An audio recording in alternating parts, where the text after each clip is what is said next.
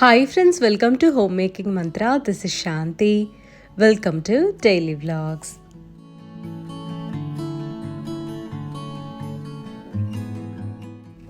Weekend dinners hassle ఫ్రీగా ఉండాలి అని అంటే మన చేతిలో చక్కగా దోశ పిండి, ఇడ్లీ పిండి ఇలాంటివి ఉంటే బాగుంటుంది.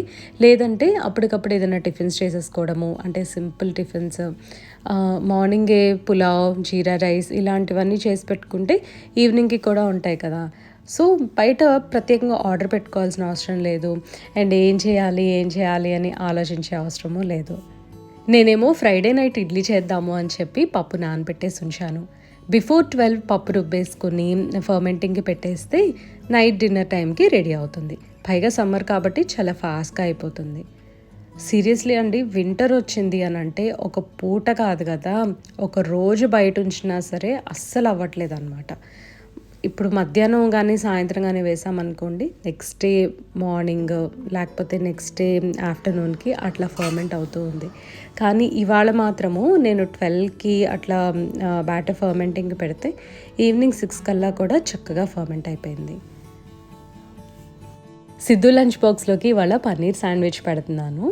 కొద్దిగా పెరుగులో అల్లం వెల్లుల్లి పేస్ట్, ఉప్పు, కారము, మనకు కావాల్సిన స్పైసెస్ లైక్ ధనియా పౌడర్, జీరా పౌడర్, ఇంకా షాహీ పన్నీర్ మసాలా ఇలాంటివి ఏవైనా సరే యాడ్ చేసుకోవచ్చు. ఇవన్నీ లేకపోయినా గరం మసాలా కూడా యాడ్ చేసుకోవచ్చు. అన్నీ కలిపేసి చక్కగా పన్నీర్ని అందులో డిప్ చేసుకొని ఫ్రై చేయటమే. లేదంటే కొంచెం మ్యారినేట్ చేసినా సరే టేస్ట్ బాగా ఎన్హాన్స్ అవుతుంది. ఒకవేళ శాండ్విచ్ లాగా తినటం ఇష్టం లేకపోతే ఈ ప్యాటీస్, అంటే పన్నీర్ పీస్ కట్ చేస్తాం కదా, అది చక్కగా ఫ్రై చేసుకొని సైడ్ డిష్ లాగా కూడా తినేసేయచ్చు. ఇంతకుముందు అయితే సిద్ధుకి ఏదైనా శాండ్విచ్, రోల్స్ అలా చేసి మాకేమో మామూలుగా కర్రీస్ చేసుకునేవాళ్ళం. కానీ ఇప్పుడు ఒకటే చేసేస్తుంది అనమాట, అన్నీ చేయలేక. అయితే మన సిద్ధు అంటున్నాడు, ఇప్పుడు వరకు కూడా నేను 40 టైప్స్ ఆఫ్ పప్పులు తిన్నాను, ఇంకా ఎన్ని తినమంటావు, నాకు వద్దు అని చెప్పి అంటా ఉన్నాడు. కానీ అది చాలా క్యూట్ వేలో ఎక్స్ప్రెస్ చేశాడు అనమాట. 40 టైప్స్ తిన్నాడంట. నేను ఎప్పుడురా 40 టైప్స్ చేశాను అని అనుకుని నవ్వుకున్నాను. అందుకని చెప్పి పాపం శాండ్విచ్ చేసేస్తున్నా. పన్నీర్ ప్యాటీ ప్రిపేర్ చేసి సైడ్ పెట్టేశాను. ఇప్పుడు శాండ్విచ్ మేకర్ని ప్రీహీట్ చేసుకోవాలి. 3 డిఫరెంట్ ప్లేట్ సెట్టింగ్స్ వస్తాయి అన్నమాట మనకి. ఇక్కడ కనిపించేది ఫస్ట్ది వాఫిల్ మేకర్. ఇది అప్పుడప్పుడు యూస్ చేస్తూ ఉంటా, కానీ వాఫిల్స్ అయితే అంత క్రిస్పీగా రావట్లేదు. బయట వాఫిల్స్ అవి బాగుంటాయి అన్నమాట, క్రిస్పీగా చాలా బాగా వస్తాయి. నెక్స్ట్ వచ్చేసరికి గ్రిల్ ప్లేట్ ఒకటి, తర్వాత శాండ్విచ్ ప్లేట్ ఒకటి ఇస్తారు. గ్రిల్ ప్లేట్ నేను ఎక్కువగా వాడుతున్నాను, ఎందుకంటే అది చాలా కన్వీనియంట్గా ఉంటుంది. శాండ్విచ్ టైప్ ఉంది కదా ట్రయాంగిల్స్లో, అది నాకు కన్వీనియంట్గా అనిపించట్లా, సో నేను అదైతే యూస్ చేయట్లేదు. ఈ ప్లేట్స్ తీసుకోవటం పెట్టుకోవడం కష్టం అని అనుకుంటాం, కానీ చాలా ఈజీ అండి. చాలా సింపుల్గా జస్ట్ ప్రెస్ చేయటమే అన్నమాట. ఇక్కడ చూస్తున్నారు కదా, ఇది తీసుకోవటం వల్ల ఒక అడ్వాంటేజ్ ఏంటంటే మనకి ఆ వాఫిల్ మేకర్ కూడా వస్తుందన్నమాట. సిద్ధు ఏం చేస్తాడంటే ఎప్పుడైనా తన ఓన్ బ్రేక్ఫాస్ట్ ప్రిపేర్ చేసుకునేటప్పుడు ఆ వాఫిల్ మేకర్ అనేది యూస్ చేస్తూ ఉంటాడు. నేను ఏం చేస్తున్నా అంటే ఇక్కడ హోల్ వీట్ బ్రెడ్ మీద కొద్దిగా తందూరి మేయో అప్లై చేశాను. దాని మీద ప్యాటీ పెట్టేసేసి క్లోజ్ చేసి కొద్దిగా ఆయిల్ అప్లై చేసా ప్లేట్స్ మీద, టోస్ట్ చేసేస్తాను. ఇది వచ్చేసరికి ఆయిల్ అప్లై చేసేటప్పుడు శాండ్విచ్ మేకర్ జస్ట్ వామ్గా ఉండాలి, లేదంటే బాగా పొగలొచ్చేసి శాండ్విచ్ ప్లేట్ మీద బాగా నల్లగా ఆయిల్ మార్క్స్ లాగా పడతాయి. లేదు అని అంటే అది ఒకలాగా బర్న్ట్ టేస్ట్ వస్తుంది అనమాట. సో ఎప్పుడు కూడా ఆయిల్ అప్లై చేసేటప్పుడు జస్ట్ వామ్గా ఉంటే చాలు. బ్రెడ్ టోస్ట్ అవ్వడానికి మాత్రం టైం ఎక్కువ పట్టదు కాబట్టి జస్ట్ 1 మినిట్లో మంచి కలర్ అనేది వచ్చేస్తుంది. గ్రిల్ మార్క్స్ కూడా పడతాయి అన్నమాట. ఇక్కడ చూసారు కదా, నేను వచ్చేసరికి ఒక 2 మినిట్స్ పెట్టాను, ఎందుకంటే వామ్గా ఉంది గ్రిల్ ప్లేట్స్ అనేది. నేను యాక్చువల్గా ఒక పక్కన బ్రేక్ఫాస్ట్ కూడా ప్రిపేర్ చేద్దాము అని ప్యాన్ వాష్ చేస్తున్నాను. ఎగ్స్ అండ్ మష్రూమ్స్ చేద్దామని అనుకున్నా. అయితే ఫ్రైడే కదా, ఫ్రైడే ఏమైంది అని అంటే మా ఇంటి దగ్గర అంటే విజయవాడలో శ్రీరామనవమి పందిరి దగ్గర కుంకుమ పూజ అది చేస్తున్నారు. సరే అక్కడ చేస్తున్నారు కదా, అండ్ అమ్మ వాళ్ళేమో ప్రసాదాలు చేయిస్తున్నారనమాట. మళ్ళీ అక్కడ ఆ పూజ జరుగుతుంటే అందులో లలిత అమ్మవారు అంటే నాకు చాలా ఇష్టము. సో అందుకని చెప్పి అమ్మవారు పూజ జరుగుతుంటే ఇక్కడ మనం ఎగ్ తింటాం ఎందుకు అని చెప్పి నేనైతే ఇంకా అది గుర్తు రాగానే ఎగ్స్ అవి పక్కన పెట్టేశాను. సిద్ధుకేమో కార్న్‌ఫ్లేక్స్ ఇచ్చేసాను.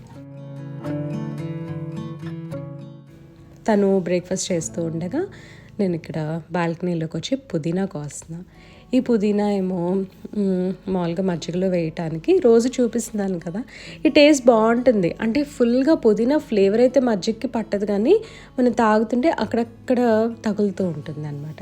ఇందులో నిమ్మకాయ, కొద్దిగా జీలకర్ర, ఉప్పు వేసాను, జీరా పౌడర్ యాక్చువల్లీ కలిపేసి ఇది లంచ్కి ప్యాక్ చేసేస్తా. అండ్ శాండ్విచ్ కూడా ఈ మెష్ బాస్కెట్లో పెట్టేసాను కట్ చేసి, సో దట్ రూమ్ టెంపరేచర్కి వస్తాయి కదా అప్పుడు ప్యాక్ చేసుకోవచ్చు. వేడివేడిగా ప్యాక్ చేసాము అంటే బ్రెడ్ మెత్తబడిపోతుంది. ఇది తెలిసిందే లేండి, బట్ ఊరికే చెప్తున్నాను. ఈ వైర్ బాస్కెట్ లేదా mesh basket, like what ever you want to call it, ఇది చాలా హెల్ప్ఫుల్గా ఉందండి. నెంబర్ ఆఫ్ వేస్లో మనం దీన్ని యూజ్ చేసుకోవచ్చు. వెజిటబుల్ వాషింగ్కి లేదా ఏదైనా డ్రైయింగ్కి. ఇప్పుడు నేను శాండ్విచ్ రూమ్ టెంపరేచర్లో రావడానికి అని చెప్పి పెట్టాను కదా, సో అలా ఏదైనా ఫుడ్ ఆరబెట్టుకోవడానికి, చపాతీలకి, పరాటాస్కి, సో ఏదైనా సరే ఫ్రైడ్ ఐటమ్స్ పెట్టుకోవడానికి కూడా చాలా బాగా యూజ్ అయిందనమాట నాకు. అండ్ ఏదైనా అప్పడాలు, వడియాలు లాంటివి వేయించినప్పుడు కూడా ఆయిల్ చక్కగా కింద డ్రాప్స్ లాగా పడుతూ ఉంటుంది ఎక్సెస్ ఆయిల్ ఉంటే. ఇది కనుక మీకు ఇంట్రెస్ట్ ఉంటే తప్పకుండా పర్చేస్ చేసుకోండి. చాలా వెరైటీస్ అయితే ఆన్లైన్ అవైలబుల్ ఉన్నాయి మనకి. నేను యాక్చువల్గా ఇవాళ సేమియా ఉప్మా చేద్దాము అని చెప్పి సేమియా అవి కూడా తీసి బయట పెట్టాను. అంటే సిద్ధుకేమో ఎగ్స్ చేద్దాము, మాకేమో సేమియా ఉప్మా అనుకున్నా. పన్నీర్ ఒక ప్యాటీ మిగిలింది, మా హస్బెండ్కేమో పన్నీర్ శాండ్విచ్ బ్రేక్ఫాస్ట్గా పెట్టేసి నాకు మా మేడ్కి సేమియా ఉప్మా చేసుకుంటున్నాం అనమాట. తనకి సేమియా ఉప్మా అంటే ఇష్టము, సో అందుకని ఏదన్నా తను ఇష్టంగా తినే బ్రేక్ఫాస్ట్ ఉందనుకోండి, అలాంటివి ఎక్స్ట్రా చేస్తూ ఉంటే సో తనకు కావాలంటే తింటుంది, లేదంటే బాక్స్లో పెట్టి తీసుకెళ్ళిపోతుంది. కిచెన్ అంతా కూడా మొత్తం క్లీన్ చేస్తాను. శాండ్విచ్ వచ్చేసరికి మా హస్బెండ్కి దానిలో పెట్టేసి ఉంచాను అనమాట, శాండ్విచ్ మేకర్లో. తను లేచిన తర్వాత టోస్ట్ చేసి ఇచ్చేస్తా. ఈలోపు సేమియా ఉప్మా కుక్ చేస్తూ ఒక పక్కన కాఫీ కలుపుకుంటున్నా. మార్నింగ్ మంచి కూల్ బ్రీజ్ వస్తూ ఉంది, ఎంత చల్లగా ఎంత బాగుందో ఇవాళైతే. ఆఫ్టర్నూన్ నుంచి కొంచెం ఎండ వచ్చేసిందండి, బట్ చాలా నోటీసబుల్గా ఉందన్నమాట. వెదర్ అయితే చేంజ్ ఉంది. పొద్దున్నే ఎండ కూడా రాలేదు అసలు కిచెన్లోకి. హాయిగా ఉందని చెప్పి వేడివేడిగా కాఫీ తాగుదాము అని అనుకున్నా. వెదర్ చల్లగా ఉన్నప్పుడు కాఫీని తిరగకొడితే త్వరగా చల్లబడిపోతుంది. అదే మనం అలా వదిలేసామనుకోండి, అదే చల్లదనానికి పైన లేయర్ లాగా మీగడ కట్టేస్తుంది అనమాట. అందుకే ఇంకా టిఫిన్ కోసం వెయిట్ చేయకుండా వెంటనే కాఫీ తాగేస్తున్నాను. లంచ్లోకి మా కోసం అని చెప్పి కాలీఫ్లవర్ టొమాటో కర్రీ చేసుకుందాం అని అనుకున్నా. సో ఫస్ట్ కాలీఫ్లవర్ని సాల్ట్ వాటర్లో వేసేసి ఉంచుతున్నాను. ఇది క్లీన్ చేసేసి పక్కన పెట్టుకుంటే ఇంకా నేను ఫ్రీ అయిన తర్వాత వంట చేసేసుకోవచ్చు. ఈ క్లీన్ చేయటము, కట్ చేయటమేనండి టైం టేకింగ్. వెజిటబుల్స్ కానీ అసలు ఏదైనా సరే అలా ప్రిపేర్ చేసి ఉన్నాయి అని అంటే స్టవ్ కళాయిలో వేయటము అసలు 5 నిమిషాల పని. సేమియా ఉప్మా చేసుకున్నప్పుడు కింద అట్టలా కడుతుంది కదా, గట్టిగా అయిపోతుంది. అదైతే ఎంత ఇష్టమో నాకు. ఏ ఉప్మా అయినా సరే అలా గట్టిగా అయింది బాగుంటుంది కదా.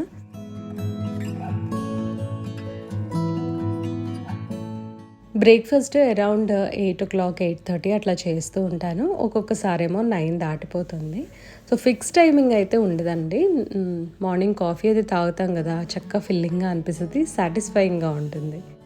మా మెయిడ్ ఇల్లు ఊడ్చే ముందే మొత్తం బెడ్ అంతా సర్దేసి దులిపేస్తాం కదా, అదంతా కూడా డస్ట్ కింద పడిపోతుంది చక్కగా. సో ఏదైనా సర్ఫేస్ డస్టింగ్ ఇలాంటివి ఉంటే ముందే చేసేసుకుంటాను.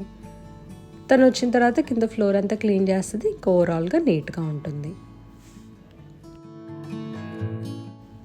ఇడ్లీ కోసం అని చెప్పి పప్పు నానబెట్టాను కదా, ఆ వాటర్ని మొక్కలకి ఇచ్చేస్తున్నాను. మొక్కలు చాలా బలంగా పెరుగుతాయి, ఫ్లవరింగ్ బాగుంటుంది, ఆకులు కూడా చాలా మంచి గ్రీన్ కలర్ థిక్గా వస్తాయి అన్నమాట.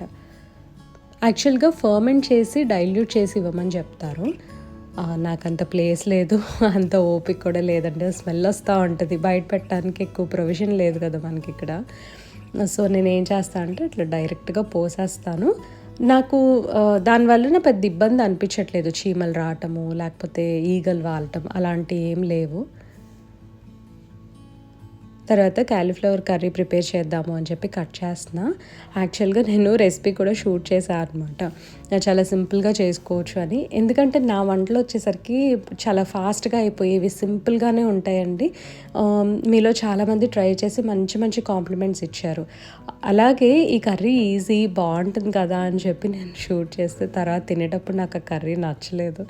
అందుకని నేనైతే ఇంక రెసిపీ షేర్ చేయాలి అనుకోవట్లా. నాకు ఎందుకో తెలియదు కానీ టొమాటోల దగ్గర తేడా వచ్చిందేమో అనిపిస్తుంది. ఆ టొమాటోస్ కూడా చూసారు కదా, సైజ్ చాలా పెద్ద పెద్దగా ఉన్నాయి. టొమాటోస్ పుల్లగా లేవు. మేబీ కారణం అదేమో, కూర సరిగ్గా టేస్ట్ లేదు. ఇవి వచ్చేసరికి ఏంటంటే నాటు టమాటాలే అంటారు. ఇవి ఉంటాయి కదా హైబ్రిడ్ వెరైటీ, అదైతే కాదు. ఇవేదో సీడ్స్ గురించి చాలా చెప్తారండి. హైబ్రిడ్ వెరైటీని ఆర్గానిక్ మెథడ్లో ఫార్మింగ్ చేస్తారు అని చెప్పి. అంటే కొంతమంది జెన్యున్గా ఉండే వాళ్ళైతే అది రివీల్ చేసేస్తారు, లేదంటే సీడ్ అండ్ ఫార్మింగ్ రెండు కూడా ఆర్గానిక్ మెథడ్సే మేము యూజ్ చేస్తున్నాము అని చెప్పి అంటూ ఉంటారనమాట. సో అదేంటంటే ఆ సోర్స్ అనేది కరెక్ట్గా తెలుసుకోవాలి. నాటు అని అనగానే, ఆర్గానిక్ అనగానే ఏది కూడా బ్లైండ్గా బిలీవ్ చేయకూడదు. మనము కొంచెం బ్యాక్గ్రౌండ్ వర్క్ చేసుకుంటే తెలుస్తుంది. ఎందుకంటే మేము ఇక్కడ సరౌండింగ్స్లో చాలామందిని చూస్తున్నాము, వాళ్ళు చాలా జెన్యున్గా చెప్తారనమాట. కొంతమంది ఇట్లా సీడ్ వచ్చేసరికి హైబ్రిడ్ అయినా సరే మేము ఆర్గానిక్ మెథడ్లో ఫార్మింగ్ చేస్తున్నాము అని. ఒక పచ్చిమామిడికాయ ఉంది ఇంట్లో, అసలు అది చూడగానే పచ్చడి చేసేయాలనిపించింది. మొన్న మా హస్బెండ్ అడుగుతున్నారు ఆ చిన్న ముక్కలు పచ్చడి అయిపోయిందా అని. సో తన కోసం చేస్తున్నాను. రెసిపీని నేను షార్ట్స్లో పోస్ట్ చేశాను ఆల్రెడీ. పచ్చిమామిడికాయ కనిపించగానే పచ్చడి చేయాలి అని అనిపిస్తుంది. ఆ పచ్చడి చేసిన కళాయిలో కొద్దిగా అన్నము నెయ్యి కలుపుకొని తింటే ఆ రుచే వేరు.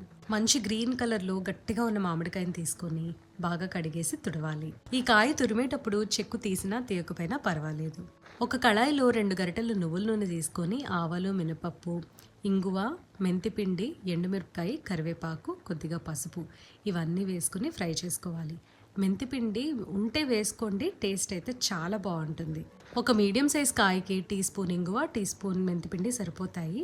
తాలింపు వేగిన తర్వాత స్టవ్ స్విచ్ ఆఫ్ చేసుకుని తురిమి పెట్టుకున్న మామిడికాయ యాడ్ చేసుకోవాలి. ఆ వేడికి మామిడికాయ మగ్గుతుంది. సరిపడా ఉప్పు, కారం యాడ్ చేయాలి. ఫస్ట్ ఒక స్పూన్ కారం వేసుకోండి, అవసరమైతే ఇంకొక స్పూన్ తర్వాత యాడ్ చేసుకోవచ్చు. ఇప్పుడు మరొకసారి టేస్ట్ చూసుకొని ఏమన్నా సరిపోకపోతే మళ్ళీ యాడ్ చేయొచ్చు. ఫ్రిడ్జ్లో పెట్టుకుంటే 2 to 3 days వరకు నిల్వ ఉంటుంది. దోశ, ఇడ్లీ, రైస్లోకి చాలా బాగుంది. ఇవాళ మా లంచ్లోకి లెఫ్ట్ ఓవర్ రసం, ఫ్రెష్గా చేసిన మామిడికాయ పచ్చడి అండ్ క్యాలీఫ్లవర్ టొమాటో కర్రీ. మధ్యాహ్నం అయితే చాలాసేపు పడుకున్నానండి, ఎందుకో తెలియదు కానీ ఫుల్గా నిద్ర వచ్చేసింది అనమాట. బట్టలు మడత పెడుతూ కోర్ట్ మూవీ చూస్తున్నాము. కోర్ట్ మూవీ అయితే సెకండ్ టైం చూసినా అస్సలు బోర్ కొట్టలేదు, చాలా బాగుంది. ఇది నెట్ఫ్లిక్స్లో ఉంది, ఎవరైనా ఇంట్రెస్ట్ ఉంటే ట్రై చేయండి. మూవీ చూస్తూ చూస్తూ మధ్యలో ఇడ్లీ వేయటానికి అని చెప్పి కిచెన్లోకి వచ్చాను. అసలు ఆ మూవీ చూస్తుంటే నాకు మధ్యలో రాబుద్ది కాలేదనమాట. ఆ హీరో హీరోయిన్ అయితే ఎంత నచ్చారు, ప్రియదర్శి యాక్టింగ్ అసలు ఒక్కటి కాదండి బాబు. ఆ సినిమా నాకు చాలా చాలా నచ్చింది. ఇడ్లీ పిండి, దోశ పిండి ఇవన్నీ కూడా కొంచెం ఎక్కువగానే ఫర్మెంట్ చేస్తున్నా అండి. డైరెక్ట్గా పెద్ద డబ్బాలో వేసేసి పెట్టేసుకుంటున్నా ఫ్రిడ్జ్లో. ఇంతకుముందు అయితే నా ఫ్రిడ్జ్ చిన్నది కాబట్టి కొంచెం కొంచెమే చేసుకుంటూ ఉండేదాన్ని.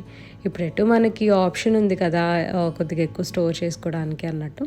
సో ఒక 5-6 డేస్కి వచ్చే వరకు అయితే నేను ప్రిపేర్ చేసుకుంటున్నాను. కొద్దిగా ఉప్పు తక్కువ వేసుకొని పిండి గట్టిగా రుబ్బుకున్నాము అని అంటే త్వరగా పులవకుండా ఉంటుంది. ఉప్పు కరెక్ట్గా వేసేసాము అని అంటే త్వరగా పులిసిపోతుంది అనమాట. ఈవెన్ పెరుగులో కూడా అంతే కదా, ఉప్పు వేసేసి ఉంచితే త్వరగా పులిసిపోతుంది. అండ్ ఫర్మెంట్ అయిన వెంటనే మనం ఫ్రిడ్జ్లో పెట్టేసుకున్నాము అని అంటే ఎక్కువ రోజులు పులవకుండా ఉంటుంది. కావాల్సినంత పిండి తీసుకొని కొంచెం డైల్యూట్ చేసుకొని ఇడ్లీ, దోశకి యూస్ చేసేసుకోవచ్చు. ఇవాళ నేను చట్నీ అయితే సెపరేట్గా ఏం ప్రిపేర్ చేయలేదు, ఎందుకంటే నేను సాయంత్రం అసలు పని ఏమి చేయకూడదని ముందే డిసైడ్ అయిపోయా. మధ్యాహ్నం బాగా పడుకున్నాను అనమాట, చాలా ఫ్రెష్గా అనిపిస్తుంది. సరే ఎందుకులే ఈ పూట రెస్ట్ చేసుకుందాము అని చెప్పి మార్నింగ్ చేసిన చట్నీ ఉంది కదా, మామిడికాయ చట్నీ, సో దాంతో తినేసాము. రీసెంట్గా ఇన్స్టాలో చాలామంది డాక్టర్స్ ఒకటి సజెస్ట్ చేస్తున్నారు, డిన్నర్ తర్వాత లేదా లంచ్ తర్వాత చక్కగా ఒక 100 స్టెప్స్ వేసాము అని అంటే డయాబెటీస్ కంట్రోల్ అవుతుంది, లేదా మనకి డైజెషన్ బాగుంటుంది, డయాబెటీస్ రాకుండా ఉంటుంది, ఇట్లాగా చాలా చెప్తున్నారనమాట డయాబెటీస్ రిలేటెడ్. సో ఏదేమైనా సరే మన లేడీస్కి మాత్రం ఈ క్లీనింగ్ వర్క్ అనేది ఉంటుంది, టేబుల్ దగ్గర, కిచెన్ దగ్గర, సో నడుస్తూ ఉంటాము. అవి 100 స్టెప్స్ అయినా అవ్వకపోయినా అట్లీస్ట్ మనం ఆ మూమెంట్ అయినా ఉంటుంది కదా, సో మనకు కొద్దిగా అయినా హెల్ప్ఫుల్గా ఉంటుంది అని అనిపించింది. దానికి తోడు ఇంకొంచెం సేపు వాక్ చేయాలని చేసుకోవచ్చు, కనీసం ఒక 5 నిమిషాలు. ఊరికే ఇది వాళ్ళు ఎందుకో షేర్ చేద్దాము అని అనుకున్నాను. దీంతో వీడియో ఏం చేస్తున్నా అండి. ఈ వీడియో మీకు నచ్చినట్లయితే తప్పకుండా లైక్ చేయండి, కమెంట్ చేయండి, ఛానల్కి సబ్స్క్రైబ్ చేసుకోండి. Thank you for watching. Thank you for your time.